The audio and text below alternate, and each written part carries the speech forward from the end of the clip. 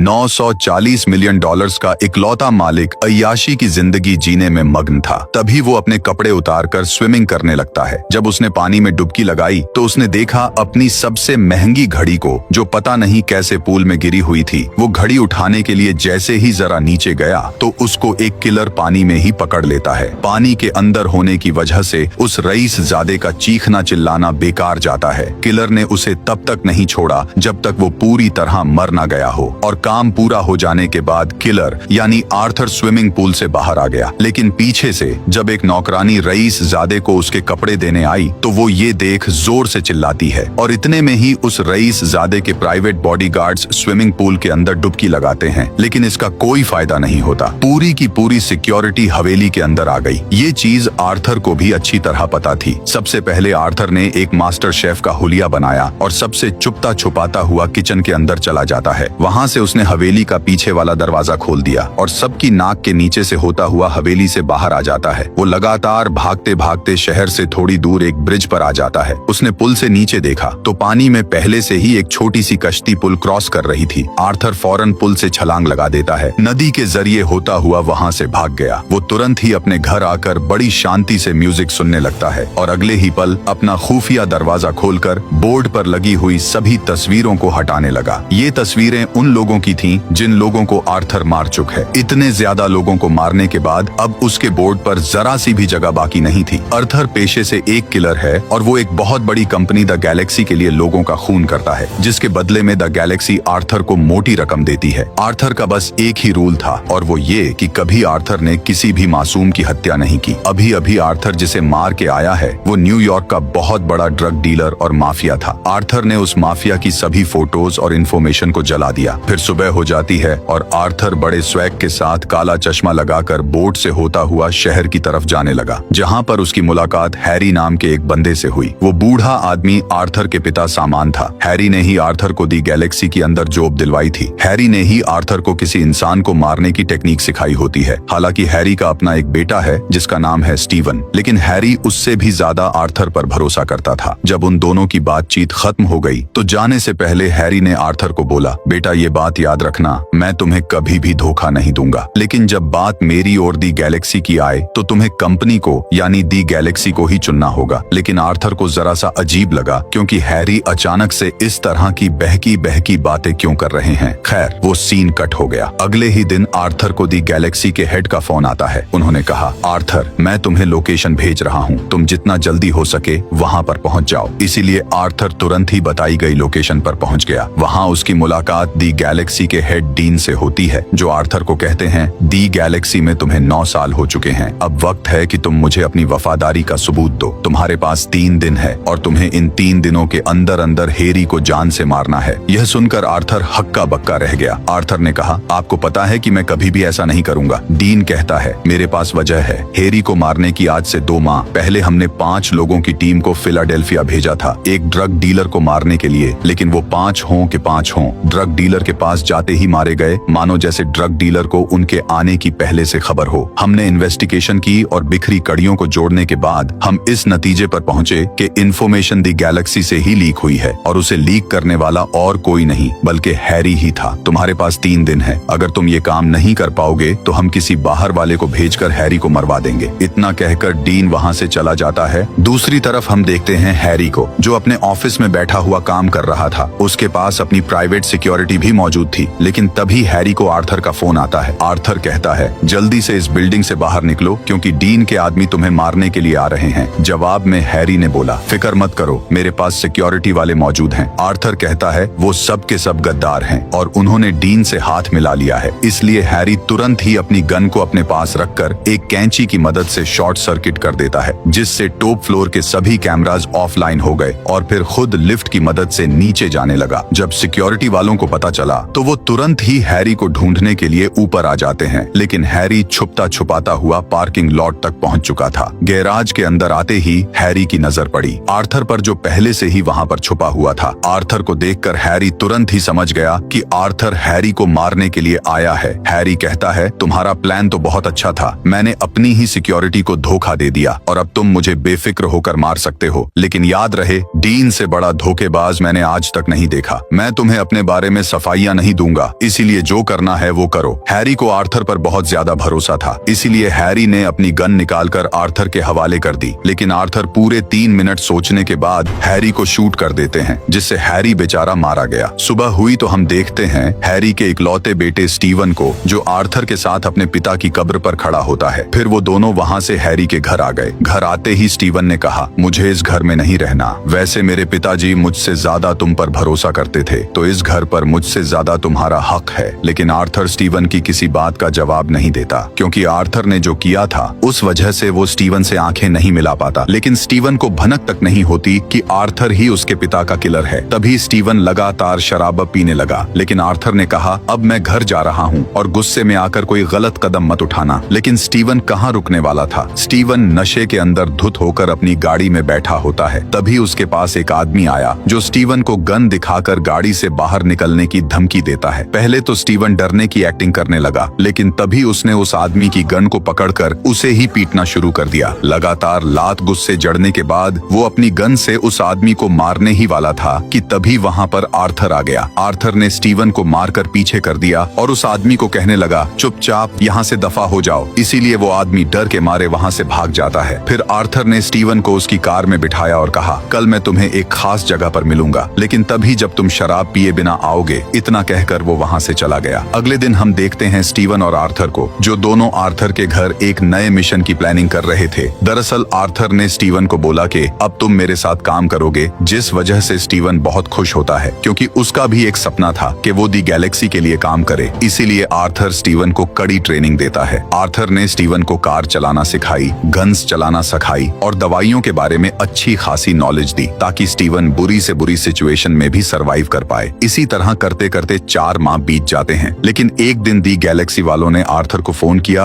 और आर्थर को एक इमरजेंसी मिशन देते हैं। दी गैलेक्सी ने बोला, तुम्हें मरीनो नाम के एक आदमी को जान से मारना है, जो लोगों का झूठा मसीहा होने का दावा करता है। ये तुम्हारा अब तक का सबसे बड़ा मिशन होने वाला है, इसलिए अपनी जी जान लगा दो। कुछ ही घंटों बाद हम देखते हैं आर्थर और स्टीवन को, जो मरीनो की बिल्डिंग पर क्लीनर का भेस बदल कर जाते हैं। वो आहिस्ता आहिस्ता करके टॉप फ्लोर तक पहुंच गए और जहां पर मरीनो रहता है उसके चारों तरफ छोटे छोटे स्पाई कैमराज लगा दिए, ताकि वो मरीनो की रूटीन और उसके कामों पर नजर रख सकें। कैमराज लगाने के बाद स्टीवन और आर्थर लगातार 5 दिनों के लिए मरीनो पर नजर रखते हैं। वो क्या खाता है, क्या पहनता है और कहाँ सोता है, इस सब की डिटेल्स जान लेने के बाद वो छठे दिन पूरी तैयारी के साथ मरीनो के अपार्टमेंट की दीवार के पीछे चले गए। बस अब इंतजार था तो मरीनो के अंदर आने का, क्योंकि आज मरीनो अपने प्राइवेट डॉक्टर से नशे की बोतल इंजेक्ट करवाने वाला था, जो वो हर रोज 2 दिनों में एक बार करता है। डॉक्टर मरीनो को बोतल लगाने के बाद उसे अकेला छोड़कर बाहर चला गया। इसी मौके का फायदा उठाते हुए आर्थर और स्टीवन बाहर आए और उसके गले में मोटी तार डालकर उसे चौक कर देते हैं, जिससे उसका सांस बंद हुआ और वो जान से मारा गया। तभी आर्थर और स्टीवन को बाहर से किसी के अंदर आने की आहट महसूस हुई, जिसके चलते वो फौरन वापस अपनी जगह पर जाकर छुप जाते हैं। इतने में ही सभी एजेंट्स अंदर आ गए। अपने बॉस को मरा हुआ देखकर वो यहाँ वहाँ चेक इन करने लगे और उन्हें शीशे के पीछे छुपे हुए स्टीव और आर्थर की जरा सी आहट हो जाती है। जैसे ही एक एजेंट ने शीशा पीछे करने की कोशिश की तो पीछे से स्टीवन गोली मारकर उसका भेजा खोल देता है, जिसके कारण वहाँ पर मौजूद सबको स्टीवन और आर्थर की लोकेशन के बारे में पता चल गया। आर्थर ने 2 एजेंट को जान से मारा और खुद बिल्डिंग से बाहर भाग गया, लेकिन स्टीवन अभी भी दीवारों के पीछे ही मौजूद था। लेकिन एक एजेंट को जान से मारने के बाद वो भी बिल्डिंग से बाहर आ जाता है। बिल्डिंग से बाहर निकलते ही स्टीवन को एहसास हुआ कि वो आर्थर से काफी दूर आ चुका है और यहाँ आर्थर की बुलेट्स भी खत्म हो चुकी थी। इसीलिए आर्थर ने चकमे से एक एजेंट को बिल्डिंग के ऊपर से नीचे फेंक दिया और भागकर जैसे ही जनरेटर रूम के अंदर आया तो वहाँ पर स्टीवन भी आ जाता है। वो दोनों एक रस्सी की मदद से बिल्डिंग के रूफ टॉप से नीचे छलांग लगा देते हैं। जैसे जैसे वो नीचे जाते जाते वैसे वैसे उनके डर में इजाफा होता जाता। लेकिन एक एजेंट उन्हें ऐसा करते हुए देख लेता है। उसने ऊपर से उन दोनों पर लगातार गोलियां चलानी शुरू कर दी। यहाँ रस्सी कम पड़ने की वजह से आर्थर और स्टीवन 24वें फ्लोर पर जाकर रुक जाते हैं। वक्त रहते आर्थर ने विंडो को तोड़कर स्टीवन को भी रूम के अंदर खींच लिया और फिर अपना हुलिया बदलते हैं और बाकी सभी लोगों के साथ बाहर निकलने की कोशिश करने लगे। आर्थर कहता, यहाँ से हमें अलग अलग हो जाना चाहिए, क्योंकि पुलिस वाले 2 लोगों की तलाश में हैं। ऐसा करने के लिए वो दोनों अलग अलग हो गए। जब आर्थर रात को बस स्टेशन से अपने घर वापस जा रहा था, तभी उसे वो आदमी नजर आया जिस आदमी की फोटो मूवी की शुरुआत में डीन ने आर्थर को दिखाई थी। लेकिन फोटो में यह आदमी मरा हुआ था। इसलिए आर्थर उस आदमी का पीछा करता है और उसके पास आकर उसे सारी सच्चाई के बारे में पूछने लगा। उस आदमी का नाम था बिशप। बिशप ने कहा, मैंने तुम्हारे बहुत किस्से सुने हैं, लेकिन आज पहली मर्तबा तुम्हें देख भी दिया। आर्थर कहता है, चलो अगर तुम्हारा मनोरंजन हो गया हो तो मुझे ये बताओ कि तुमने अपनी टीम को धोखा क्यों दिया। बिशप बोलता है, मैंने ये सब कुछ डीन के कहने पर किया था। दरअसल डीन पहले से ही हैरी को जान से मारना चाहता था ताकि वो खुद अकेला ही दी गैलेक्सी पर कब्जा कर सके। इसलिए मैंने डीन के कहने पर अपने साथियों को जान से मारा और अपने मरने की एक नकली फोटो बनाकर दी गैलेक्सी को भेज दी, जिसके चलते डीन ने तुम्हें हैरी के खिलाफ भड़काया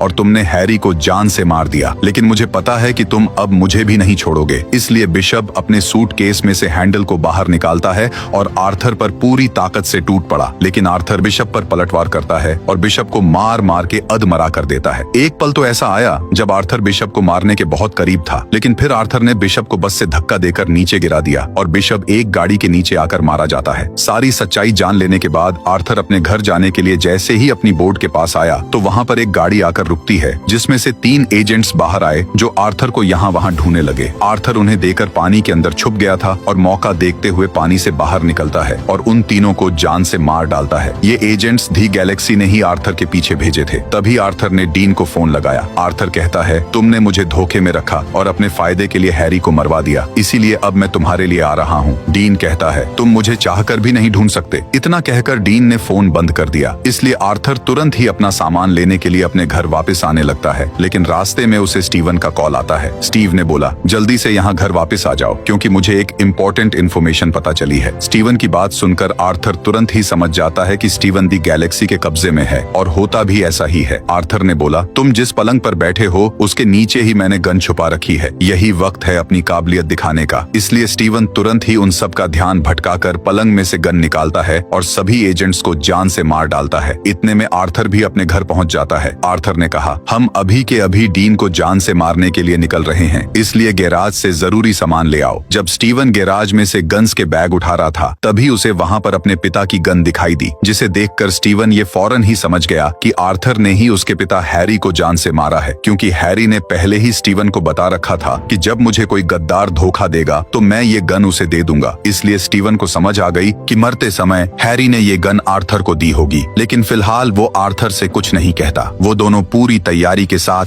डीन के खास आदमी एरन के घर घुस गए। अंदर जाते ही उन दोनों ने हैरी, उसकी पत्नी और उसकी बेटी को बंदी बना लिया। स्टीवन गुस्से में आकर एरन की टांग में गोली मार देता है और आर्थर ने कहा, अगर तुम मुझे डीन का पता नहीं बताओगे तो मैं तुम्हारी बेटी का हाथ ग्राइंडर के अंदर दे दूंगा। लेकिन एरन अभी भी उन दोनों को कुछ भी नहीं बताता। इसीलिए ना चाहते हुए भी आर्थर ने एरन की बेटी का हाथ ग्राइंडर में दे दिया, जिस वजह से एरन तुरंत ही डीन की लोकेशन उगल देते हैं। लेकिन तब हमें पता चला कि ग्राइंडर में एरन की बेटी का हाथ नहीं बल्कि कच्चे गोश्त का टुकड़ा होता है। डीन की लोकेशन का पता चल जाने के बाद आर्थर और स्टीवन तुरंत ही डीन के पास पहुंच जाते हैं। ये बात डीन को भी पता चल जाती है, इसीलिए डीन अपनी पूरी सिक्योरिटी को लेकर बिल्डिंग से भाग गया। लेकिन ये सब कुछ आर्थर और स्टीवन का ही प्लान था। आर्थर पहले से ही एक पार्किंग लॉट में मौजूद होता है और जब डीन उसके सामने से गुजरने लगा तो आर्थर ने एक गाड़ी की मदद से डीन की सिक्योरिटी वाली गाड़ी को उड़ा दिया और फिर एक लोडर को उठाकर डीन की कार का पीछा करने लगा। सामने से हम देखते हैं स्टीव को, जिसने एक बस की मदद से डीन की दूसरी सिक्योरिटी वाली गाड़ी को बस के अंदर क्रैश कर दिया, लेकिन वक्त रहते वो बस से बाहर आ जाता है। अब बचा था तो सिर्फ और सिर्फ डीन और उसका ड्राइवर ही। लेकिन पीछे से आर्थर उनकी गाड़ी पर लोडर से वार करते हैं और उनकी कार को उठाकर नीचे पलट देता है, जिसके कारण डीन का ड्राइवर तो मौके पर ही मारा जाता है। लेकिन डीन काफी बुरी हालत में अभी भी जिंदा था। इतने में स्टीवन और आर्थर अपनी अपनी गाड़ियों से बाहर आते हैं और डीन पर बड़े गुस्से से गोलियां चलाकर अपनी पूरी मैगजीन खाली कर देते हैं। अपना बदला ले लेने के बाद स्टीवन और आर्थर दोनों एक शॉपिंग मॉल की तरफ जाने लगे। जब स्टीवन पीछे वाली सीट से पानी की बोतल्स उठाने के लिए जाता है तब तो आर्थर ने स्टीवन के पास हैरी की गन देख ली, जिससे आर्थर को समझ आ गई कि स्टीवन अब आर्थर की सच्चाई जानता है। वो एक गैस स्टेशन पर रुकते हैं जहां पर स्टीवन ने गाड़ी में फ्यूल भरने के बहाने से नीचे उतरकर फ्यूल को नीचे गिराना शुरू कर दिया। ये चीज आर्थर को भी पता थी। स्टीवन कुछ दूर जाता है और पीछे से नीचे गिरे हुए फ्यूल पर शूट कर देता है, जिससे ट्रक पे बहुत बड़ा धमाका हो गया और सीन कट हो जाता है। यहाँ हम देखते हैं स्टीवन को, जो बड़े मजे से आर्थर के घर में आकर घर की सभी चीजों को चेक कर रहा था। इतने में वो आर्थर की सबसे महंगी गाड़ी को स्टार्ट करता है और एक राइड के लिए बाहर चला गया। लेकिन जब उसकी नजर फ्रंट सीट पर पड़े हुए एक नोट पर जाती है तो तो उसमें लिखा था, अगर तुम इस नोट को पढ़ रहे हो स्टीवन, तो समझ लो तुम मरने वाले हो। अगले ही पल गाड़ी में ब्लास्ट होता है और स्टीवन गाड़ी के अंदर ही मारा जाता है। यहाँ हमने देखा आर्थर को, जो ब्लास्ट होने से 2 सेकंड पहले ही गाड़ी से निकलकर बच गया था और चेहरे पर हल्की सी मुस्कुराहट लिए वो वहाँ से दूर चला जाता है। इसी के साथ ये दमदार फिल्म यही खत्म हो गई। शुक्रिया दोस्तों।